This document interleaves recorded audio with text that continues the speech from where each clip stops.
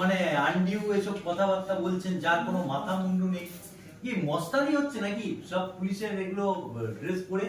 হ্যাঁ, দুদিন বাদে গভর্নমেন্টটা থাকবেন না, তখন এরা কোথায় যাবে? আজকে এত তৃণমূলের যে এত পুলিশ করছে, কি হচ্ছে নাকি এটা? আইসিকে ডাকুন একবার, এটা হয় না, এটা এইভাবে ইলেকশন চলতে পারে না। তৃণমূল সরকার কি বায়না দেয় নাকি? এরা এরকম কথাবার্তা কালকে কাউন্টিং আছে, অবশ্যই আসতে হবে এখানে। আপনি আইসিকে ডাকুন, বলুন প্লিজ কথা বলুন। একটা সমস্যা হচ্ছে, তাকে বারবার করে দেখতে আসছে। আপনাকে বলে দিতে হবে কে আছে। এমনকি এই তো একটু আগে একটা আমাদের অশান্তি কত মানুষ করছেন, আপনারা অশান্তি পাকাচ্ছেন কেন? এটা তো হতে পারে না, না? চূড়ান্ত অসভ্যতা হচ্ছে। একটা লিমিট থাকে সমস্ত কিছু। আইসিকে আসার পর্যন্ত বলবেন শান্তি বজায় রাখুন, শান্তি আপনার এটাকে